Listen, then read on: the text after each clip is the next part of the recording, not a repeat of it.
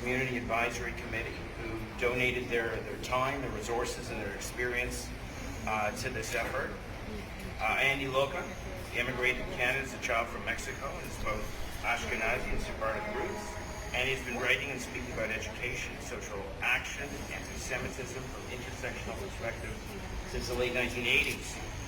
Disabled by chronic illness, Andy is now focused on online teacher development and support, becoming an internationally sought-after speaker and moderator for panels and discussions on Montessori education, as well as anti-bias, anti-oppression work. I'm also going to introduce Dr. Karen Mock, Chair and founding member of the Pearson Center for Progressive Policy, Executive Director of the Canadian Race Relations Foundation, and of the League for Human Rights, B'nai B'rith. She was co-chair of the Canadian Arab-Jewish Leadership Dialogue, and she's immediate past president of J-Space Canada.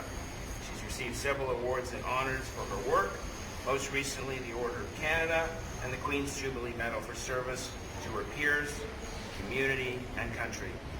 So I would ask both of them to come and share your remarks, and thank you so much for your contribution to this effort.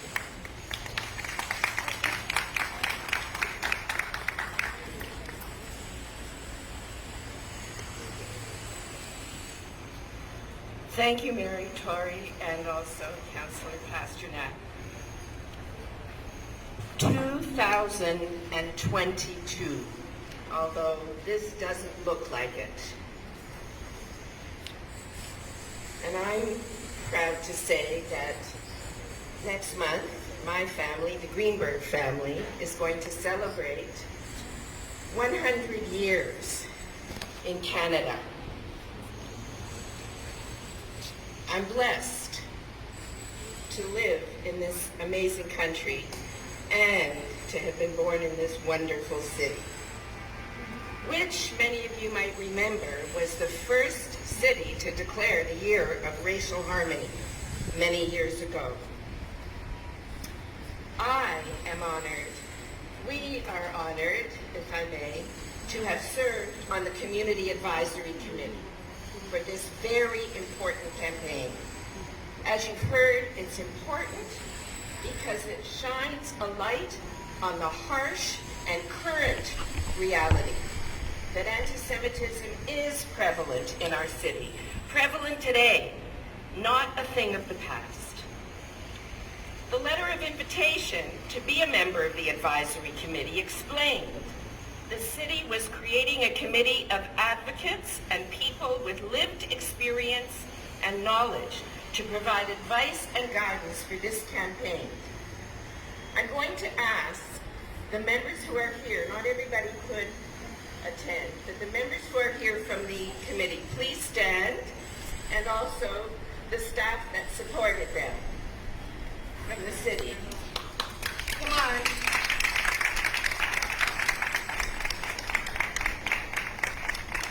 The advisory group, thank you. The advisory group, as you can see, was made up of diverse members of the Jewish community who offered their expertise and insights to the outstanding creative team. I must admit, what was most gratifying to me after so many years of working with many, I think most of the organizations, what was most gratifying to me was how we worked together across and through our differences. And it was not always easy.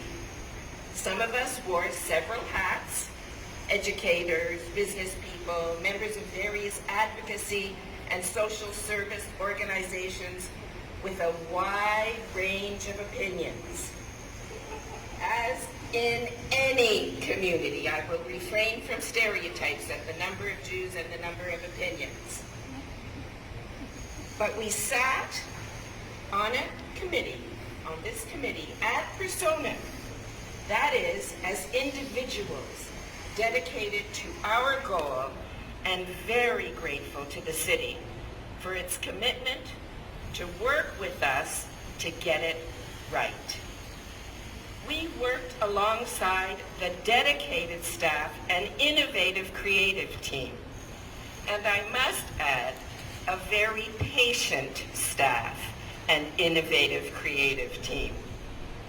Special kudos to Sarah Blackstock, manager of the Social Policy Analyst and Research Social Development Finance Administration Department, SDF&A. I almost feel like I can, I feel like one of them already, SDF&A. What a large portfolio with the emphasis on the SPD, Social Policy Analysis and Research in Social Development. And for her leadership, we are grateful, but also to her terrific staff. And of course, to the amazing creative team from Public Inc., which is indeed a social impact agency. Thank you. As you can see,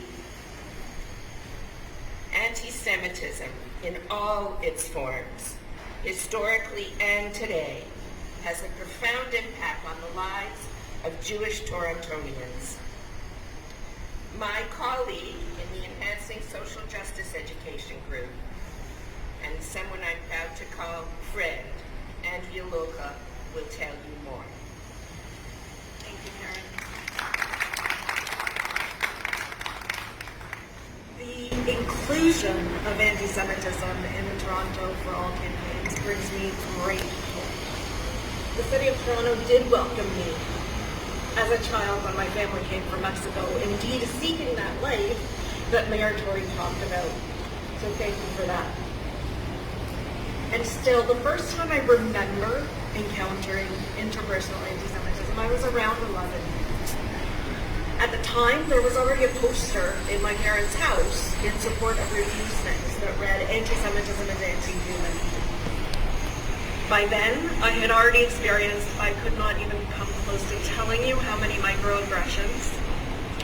I already knew about the gangs that had stalked my dad and other Jewish kids. I already knew how my great-grandparents' communities had been destroyed in the Holocaust. I knew that as children, my father's parents found refuge in Mexico when many borders, including Canada's, were closed to refugees from the pogroms. And I knew that my mother's ancestors had escaped the Inquisition, eventually making their way to Mexico when it became unsafe for Jews in the Ottoman Empire. And it is with the weight of that history and with my own lived experience and with the absolute knowledge that I am very likely to encounter anti-Semitism tomorrow, that I say firmly and unequivocally that anti-Semitism is not old news. It is, however, often harder to spot. And that's what this campaign is about. Most forms of prejudice and discrimination consistently position their targets as inferior and unworthy. I've experienced those too. Anti-Semitism, though, it tends to position Jews as having immense amount of powers. And expressions of anti-Semitism tend to morph. Anti-Semitism, what it does is it projects whatever is most odious to the people at any time and any place. It takes those characteristics and it projects them onto the Jewish people. And so when that happens to be being not white, then we are not white. And when that happens to be white, then we are white. We can be stereotyped and have been stereotyped as bloodthirsty and docile. Apparently we're both libertine and highly Puritan.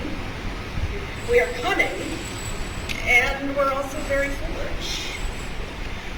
And this is how we can be made out to be, and often are, responsible for capitalism, Marxism, corporatism, communism, all at once, all at the same time, all over the world.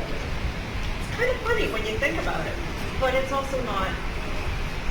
These ideas are also especially difficult to identify and uproot because they have been spread for millennia by religious and political figures and through concentrated propaganda efforts since medieval times.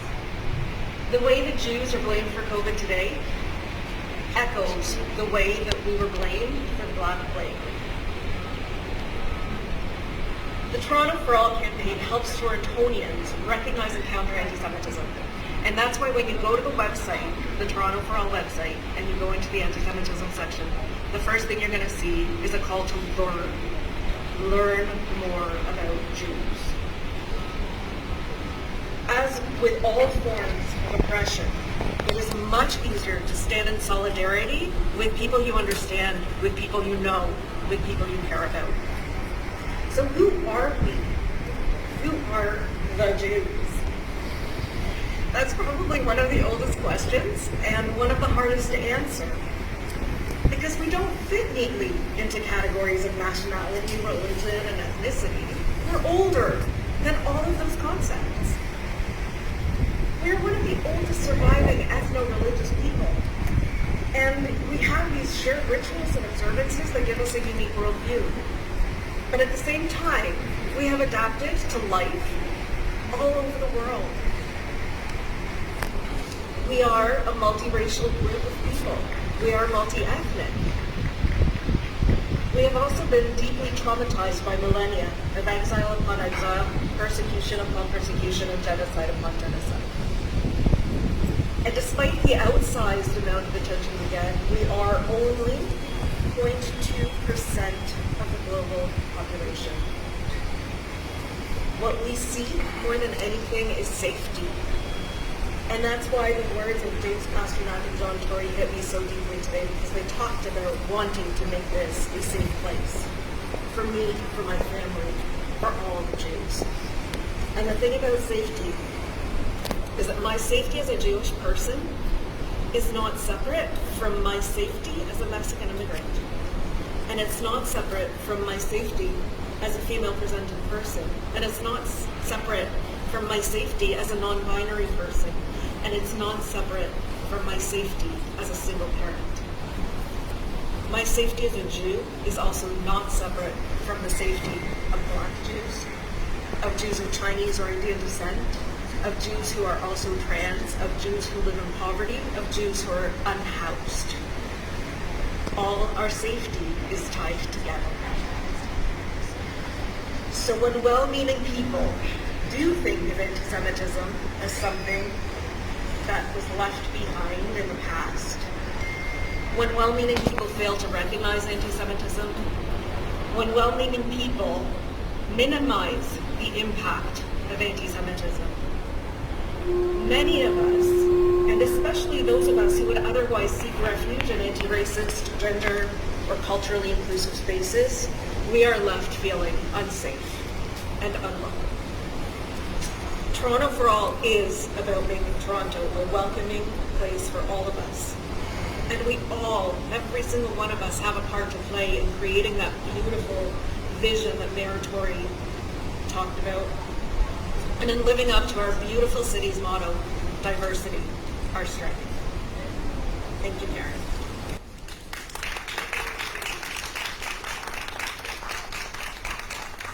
And just to wrap up on our shared time together, as Andrea has so poignantly illustrated, anti-Semitism in all its forms indeed has a profound impact on the lives of Jewish Torontonians. Therefore, today, going forward, we are not only asking Torontonians to recognize and confront the realities of anti-Semitism in our city, but, as has been said, to learn more. Yes, to go to the website, to speak to and listen to Jewish colleagues and friends with an effort to understand, especially those of you committed to diversity, equity, and inclusion, who may not realize that today Jewish people do not feel safe, even in those spaces, as issues of anti-Semitism are politicized, while many Jews are indeed in fear in 2022 and in pain. We invite you and implore you to become an ally in the struggle to counter all forms of discrimination. We want all Torontonians to join us in striving to end anti-Semitism. Historically, anti-Semitism has been called the longest hatred. But if we work together, we can learn to recognize it today, confront it, and end it. Being a city that is free from discrimination is a responsibility we all share to truly create a Toronto for all. Thank you.